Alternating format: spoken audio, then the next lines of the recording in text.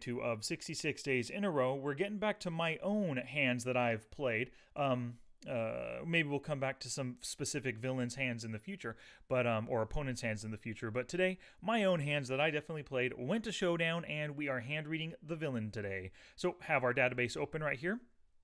Taking a look at some different small blind hands and looking for action on various streets, maybe where I'm either the aggressor or facing a lot of aggression. Let's see here, looking at it by sorting it by turn. A lot of check calling on the turn. Check and then calling a lot of different bets. Check call, then check call the river on a 3-3-8 flop. Let's go ahead and do this one. Calling out of the small blind here, it looks like. Oh no, not out of the small blind. Calling in the MP. Thought it was a small blind hands. Small. Oh, we're on BigtheBig. My bad. Well, you know, since we're already here, let's go ahead and hand read. First, I thought I had it on my own database, but I guess I was researching BigtheBig earlier. So we might as well just stick with this hand from BigtheBig on May 12th here. So whip out our split suit template.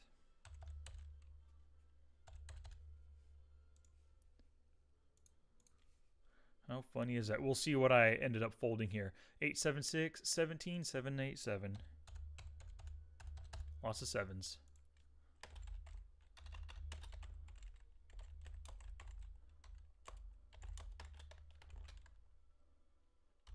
Let's see what happens.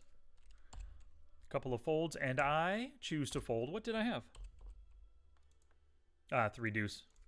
Once again, I'm fond of that fold.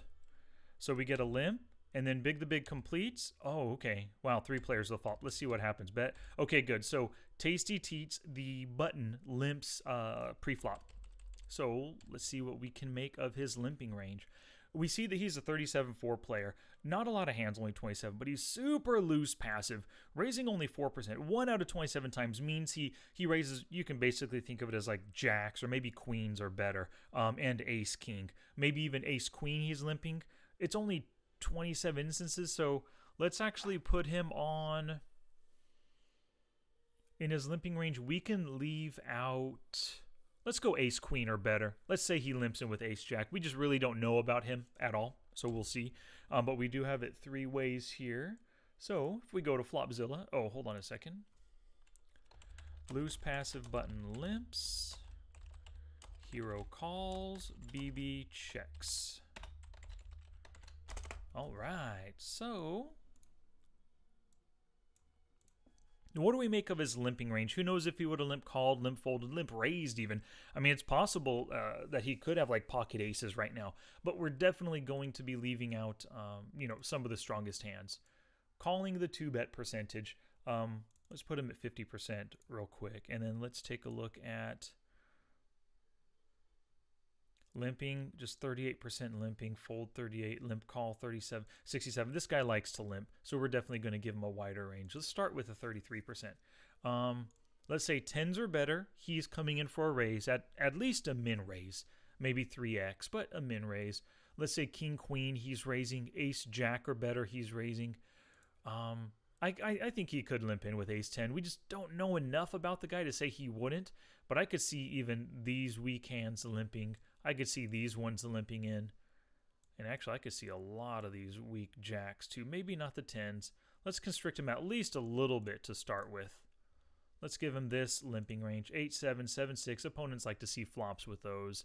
All these offsuit aces, of course. Offsuit broadways, offsuit 9s. Yeah, so we're actually going to give him a pretty wide range, 39% at 516 combos.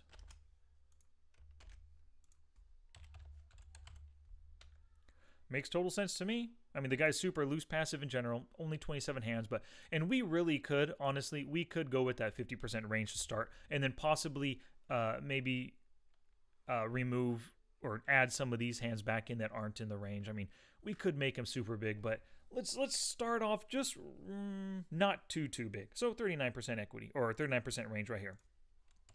Flop comes 3-3-8, club, spade, diamond. So on this, oh, well, let's give our hero a hand. Oh, well, it doesn't matter. We can leave that in. Let's give our hero, he did just call out of the small blind, so I really doubt he's calling with something like as bad as 5-9 offsuit. Let's say that he has something worth calling, but let's put him kind of in the middle of his calling range right here. Not as bad, bad's not the right word. Not as bad as 7-6 or not as low as 7-6. Let's say he has something a little higher. Let's give him Jack 9 offsuit. We'll give him that on this flop. Flop comes down 8-3-3. Our wide range versus 2 overcards has the range 68% equity right now because he's got plenty of pairs. He's got 2 different sets. I'm sorry.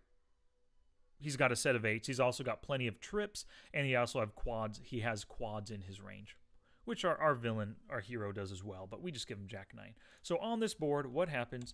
BigtheBig says, hey, I'm betting 75 cents, full pot size bet right here, and it could just be a straight bluff. This is a hard-to-hit board, and BigtheBig is capable of bluffing right here. And then Tasty Teats, the button just calls. So what is just calling on this range, or on this board? Now, $26, so he has a full stack behind. So if he hit trips, if he hit a full house, 8's full, even if he has an overpair like 9s or 10s or jacks, possibly raising right here. But, you know, he is super loose passive. Maybe the full house is the only thing that he would normally be raising. But actually, you know, these kinds of players do like to slow play. He is in position. He could do a lot of bets. So let's put quad 3s, in his just calling range right here. Slow play 1 street and then pour on the aggression, turn and river. Always possible. Full houses, slow playing 1 street. 3 of a kinds, 1 street slow play. Overpairs, maybe not so happy, but maybe he thinks that he has the best hand, so he's calling. Top pairs, totally. All of those are calling. I don't see any of those folding to a pot size bet by this super loose passive player. We just got to remember, he is loose passive. Pocket pair belows, sure, there's no reason to believe that your opponent hit the 8 or has a better overpair because he just completed pre-flop. I think those are calling from a loose passive player. Weak pairs, the deuces, we've got to put something in his folding range. Let's put those in his folding range. Ace highs. You know, I'll include some of these ace high hands as this other. Well, no, we could probably. Maybe we'll put his overcards in his calling range, but not necessarily just all the ace highs like ace deuce, ace 4. It's possible they're in there, not wanting to give up right away. Folds a c-bet 0, which is 0 out of 1. You can't really read into that at all. So weak pairs, he's folding. Ace highs, let's say he's folding most of those. They might be included in some of these overcards and 2-card backdoor flushes. No made hand. Nah, let's just say he's folding right there. I mean, it's a limped pot. 8-3-3 is hard to hit. He doesn't have hardly any draws, so might as well leave them out. Overcards, 2-card backdoor flushes. I don't even want to say those are going to call. Let's just say the overcards are going to call. If we look at the 2-card backdoor flushes, let's go like this. Just to start removing some stuff.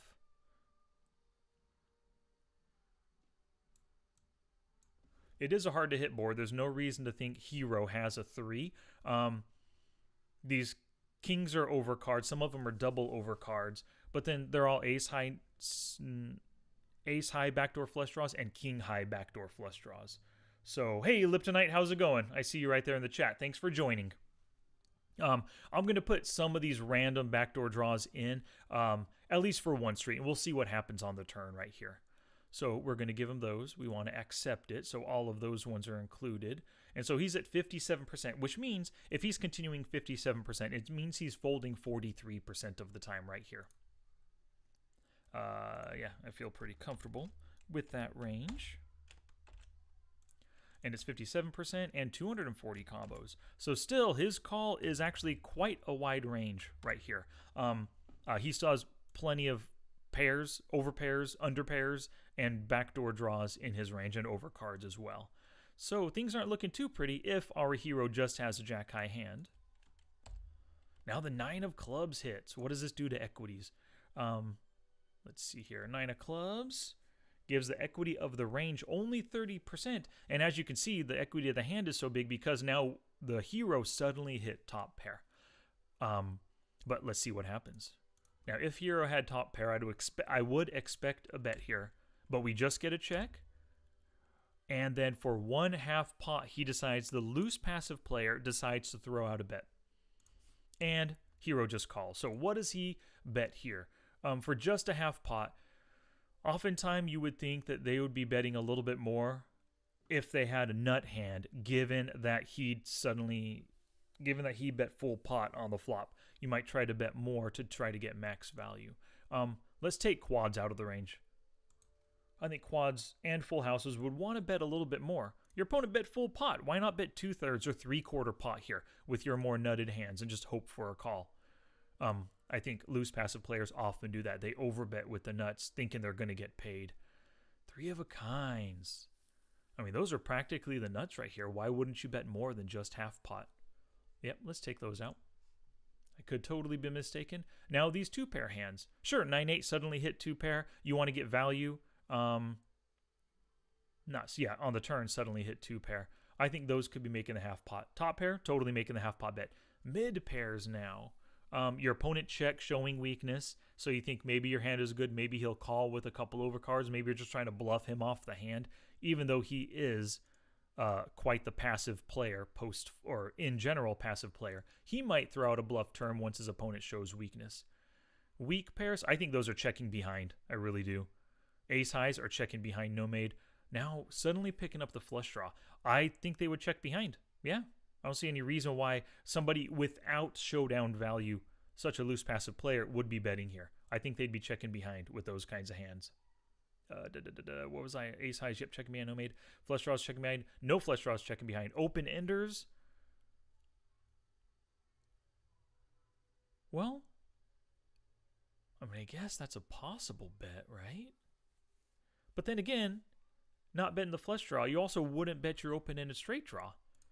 Just wouldn't make sense. I mean, you're just trying to see your free draw. Why would you bet half pot? I think it's basically value hands that are betting right here in the villain's range. He's such a loose passive guy, I can only put value hands. I even hesitate to put middle pairs in his range. It's possible, though, because the opponent showed weakness on the flop. So he could easily read Hero's pot size flop bet as just a total bluff. 2 overs like King 10 that didn't want to raise pre-flop, or Jack 10, or even like an under pair of 4s or 5s that decided to bet to try to get him to fold on the flop. And his middle pairs are currently good versus 4s and 5s and a King high hand. So it's possible. I'm going to keep him to this right here, which actually is pretty good. We've narrowed him to 32% of his flop range and only 69 combos.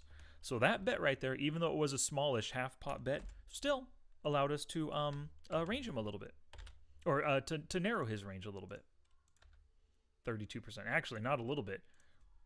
A whole lot. We removed 68% of his flop range with that bet right there on that board. Now let's see what happens. River time. 5 of clubs. What's it do? Completes one of the backdoor flushes, which is not in our villain's hand anymore because we took those out of his turn betting range. I figured he would check his flush draws on the turn. Oh, whoops. Let's see what the action is. A check. And then exactly half pot bet. This feels like it's totally for value. Sure, I could be wrong and he could have a full house or something right now. But I just kind of doubt it. Because I removed those. I think they would have bet more on the turn to get a little extra value. Now, flushes at this point. Sure, those were backdoor flushes that decided to check behind that suddenly hit. Straights, he doesn't have any. 3 of a kind, doesn't have any overpairs. Good 2-pair. Yeah, totally those are betting. Top pairs? Sure, why not? I mean, the opponent could be on could have hit a flush, but we're going to put those in the river betting range. Middle pairs, I think middle pairs now are just checking behind. The board got ugly. Whoops. Yeah, middle pairs are checking behind, so I don't want those in. So that's what I'm going to say. He's betting for value with a flush, good 2-pair, or top pair hand right here. Yeah, so wow, we've narrowed him down to 42 combos, 61%.